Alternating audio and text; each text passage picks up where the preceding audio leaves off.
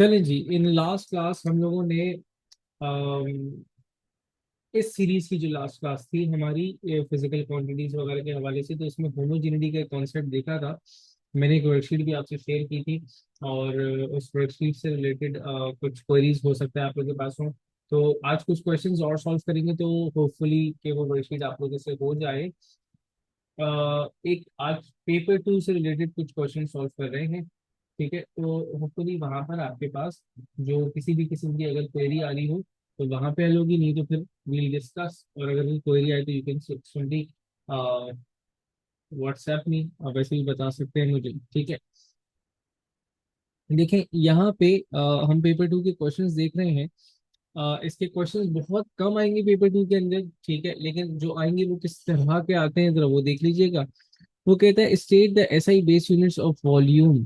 तो वॉल्यूम का base units तो इट्स क्वाइट सिंपल कि इट्स मीटर क्यूब। उसके बाद उसने आपसे कहा show that the SI base units for the pressure is KG per metre per second square. जब वो आपसे बोले कि ऐसे शो कर दो, तो सिंपली आपने जो हम लोगों ने एक प्रोसीजर लिखा था, प्रेशर फोर्स अपॉन एरिया होता है। ठीक है, आपने फोर्स के यूनिट लिखे, ऐसा unit that is kg meter per second square, and area is meter square. ठीक है, हम इसको सिंप्लीफाई करेंगे और हमारे पास ये चीज KG per metre per second square हो जाएगी। So this was a simple one. अच्छा, अच्छी किस्म के क्वेश्चंस यहाँ पर जो आप देखेंगे वो ये हैं। वो यहाँ पर आपसे कहता है the volume we of a liquid that flows through a pipe in time T is given by the equation. एक इक्वेशन में आपको किसी भी लिक्विड के अंदर जो वॉल्यूम फ्लो रेट है उसको शो कर रखा हुआ है। ठीक है, अब यहाँ पे हमने देखा होगा कि जो देखना होगा कि जो फिजिकल क्वांटिटीज इन्वॉल्व है वो क्या क्या है। ठीक है ना, उसने कहा P is the pressure difference in the ends of the pipe, R is the radius, length L, and C is a constant. उसने कहा determine the base units of C. अगर मुझे C के बेस यूनिट चाहिए, since उसने कहा कि ये इक्वेशन है, it is the given equation, तो सबसे पहला काम जो मुझे कंसिडर करना है वो ये कि मैं इसमें से C को सब्जेक्ट बना लूंगा, कंसिडरिंग कि ये होमोजेनियस इक्वेशन। सी को बेटा अगर मैं सब्जेक्ट बनाता हूँ यूनिट्स निकालने के लिए, तो सिंपली इस इक्वेशन को मैं लिख सकता हूँ P R raise to the power four divided by eight V. अच्छा, सिंस वी ओवर टी था तो मैं यहाँ पे एल इंटू टी कर देता हूँ, और वी जो है वो मेरे पास, क्योंकि मैंने उल्टा कर दिया, पी मेरे पास जो है वो ऊपर चला जाएगा न्यूमरेटर में, एंड वी मेरे पास वी एंड एल वो नीचे आ जाएगा। अब क्योंकि मैं यूनिट्स को डील कर रहा हूं, तो यूनिट्स को डील करने के लिए मुझे इस पाई की या फिर इस एट की जरूरत नहीं है, क्योंकि हम यहाँ पे कॉन्स्टेंट्स को कर रहे होते हैं इग्नोर। अब मैं क्या करूंगा, मेरे पास इक्वेशन आ गई है फाइनल फॉर्म में, उसको मैंने लिखा P R power four into T into V L. ठीक है, जब आप ये इक्वेशन फॉर्म कर चुके हो तो दूसरा काम आपने ये करना है कि जितनी भी क्वांटिटीज हैं उन क्वांटिटीज की जगह उनके यूनिट्स रिप्लेस कर दें। पी आपके पास प्रेशर था, तो प्रेशर या change in pressure would have the same units, तो आपके पास इसके यूनिट्स यहाँ प्रेशर के आ गए। R was the radius, radius का लेंथ है तो मीटर्स में मेजर होगा, पावर लगी हुई है फोर, तो ये हो जाएगा मीटर की power four. Time seconds as it is आ जाएगा आपके पास।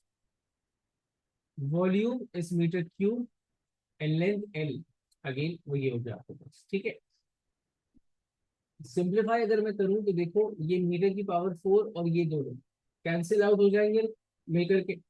बाकी आपके पास बचा क्या, केजी एज इट इज बचा, मीटर इनवर्स ऐसे ही बचा, और ये सेकंड और सेकंड की पावर वन। अगर मैं इसको सेपरेटली सॉल्व कर लूं, बेसिस सेम होती है तो पावर ऐड हो जाएंगी।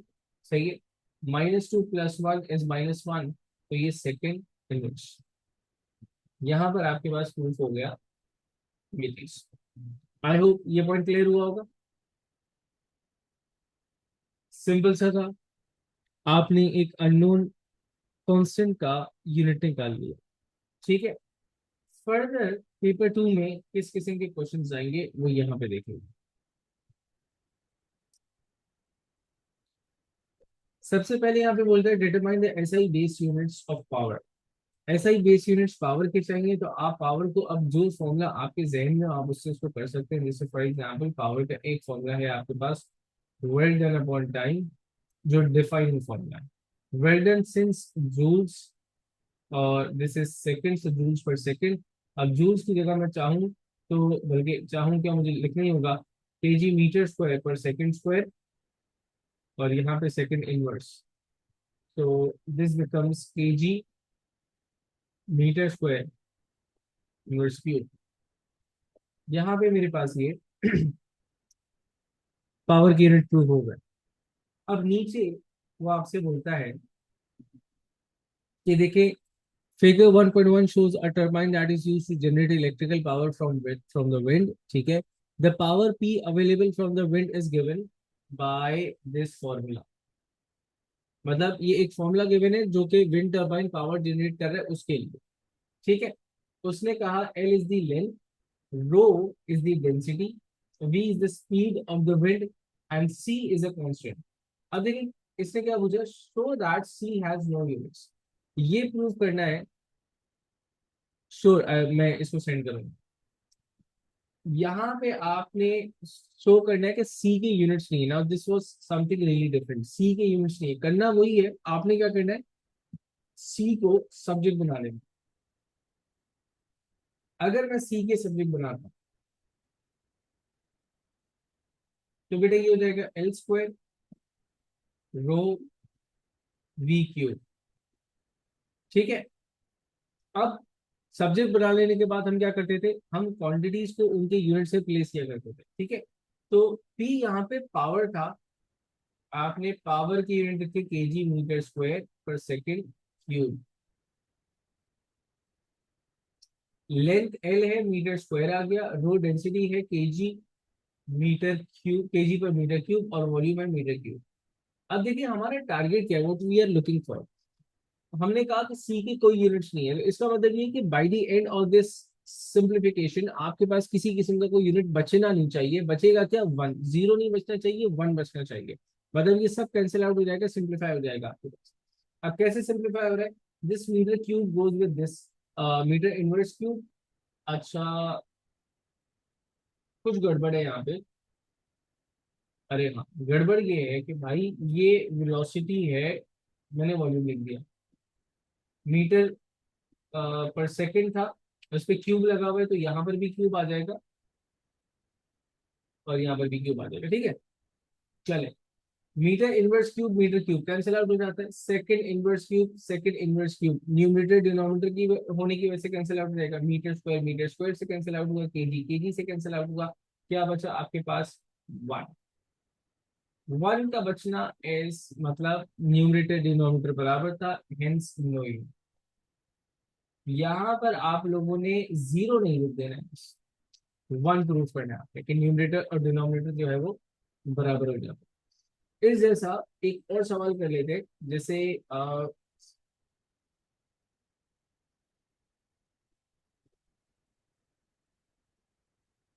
इसने यहाँ पे कहा आपसे, ये थोड़ा सा स्ट्रेन से रिलेटेड है, वो चैप्टर हम लोगों ने नहीं पढ़ा हुआ, तो उसको अभी हम छोड़ देते हैं।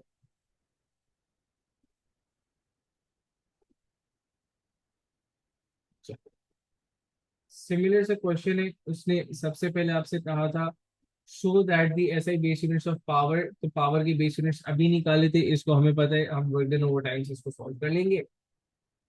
इसने आगे कहा आपसे the rate of flow of thermal energy, thermal energy का फ्लो रेट, मतलब थर्मल एनर्जी का flow per unit time is given by the formula CAT upon X.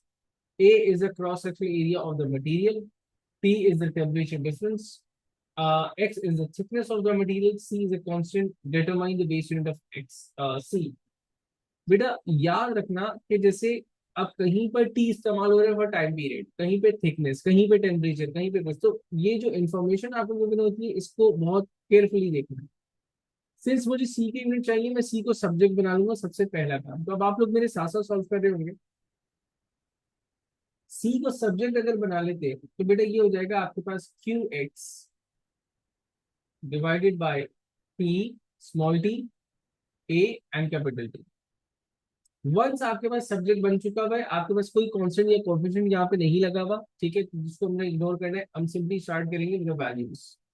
Q was thermal energy, तो यहाँ पे एनर्जी का यूनिट आ जाएगा, energy का unit है आपके पास केजी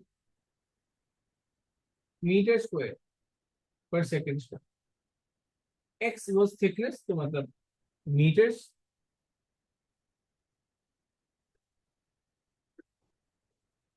अच्छा, उसके बाद स्मॉल टी इज टाइम, क्योंकि वो रेट ऑफ फ्लो था, तो सेकंड्स। ए की जगह एरिया लिखना है मैंने, तो एरिया होता है metre square, and this capital T is temperature, right, तो वो हो जाएगा केल्विन। अब जो जो चीजें सिंप्लीफाई हो रही है उसको आप सिंप्लीफाई कर दो, ये इस तरह हो गया आपके पास, केजी बचा, ठीक है। दिस सेकंड जब ये ऊपर जाता है तो ये सेकंड -1 हो जाएगा, मतलब सेकंड -2 ऑलरेडी था, ये ऊपर गया तो सेकंड -1 हो गया। Ultimately basis same and power add होने की वजह से सेकंड इनवर्स क्यूब। तो जनाब ये हुआ आपके पास सेकंड इनवर्स क्यूब। अच्छा, ये मीटर सिंप्लीफाई नहीं हुआ था तो ये एज इट इज आ जाएगा, एंड ये केल्विन ऊपर जा करके -1।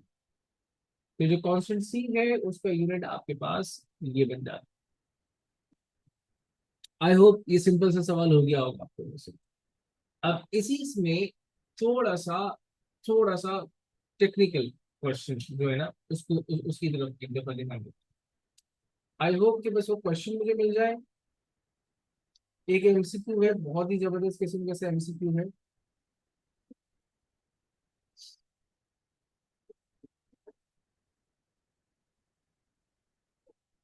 अगर नहीं मिला तो डेफिनेटली मैं ब्रेडशीट उसकी बना करके आपको दे दूंगा, लेकिन मुझे उम्मीद है कि मिल जाए।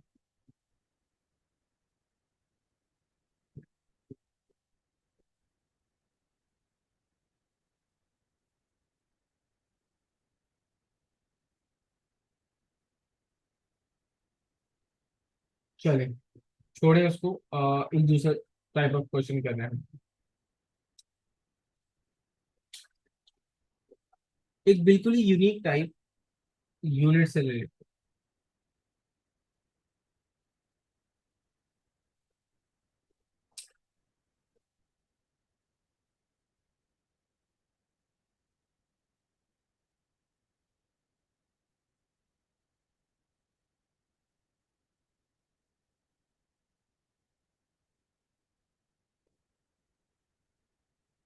इस क्वेश्चन को देखिएगा, वो ये कहता है आपसे कि the drag coefficient C D is a number with no units, ठीक है, मतलब this is something which has no units.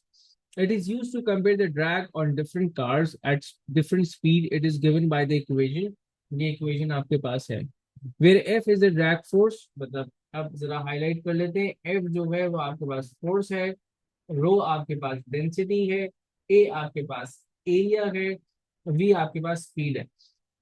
उसने कहा what is the value of eight, मतलब जरा गौर कीजिए कि आपके इस इक्वेशन के अंदर एक पावर लगी हुई है जो कि अननोन पावर, और आपको उसकी वैल्यू चाहिए, ठीक है। क्या ये काम कैसे होगा? अगेन यूनिट्स के थ्रू। देखो, सबसे पहली चीज कि आपके पास सीडी तो था यूनिटलेस, तो इसकी जगह मैं वन कंसिडर कर लूँ। सो इस इक्वेशन को जरा रीफ्रेश कर रहा हूँ। मैंने कहा इसकी जगह वन लिख दिया because it had no unit, और अभी हमने देखा जिस चीज की नो यूनिट, मतलब कोई यूनिट नहीं होता, उसकी जगह वन रिप्लेस किया जाएगा। टू एक कांस्टेंट है, कोफिशिएंट है, तो उसको मैंने इग्नोर किया।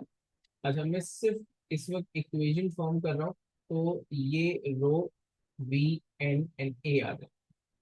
मुझे एन चाहिए, तो एन लगा हुआ है as a power of velocity, तो मैं वेलोसिटी को यहाँ पे सब्जेक्ट बना लेता हूँ।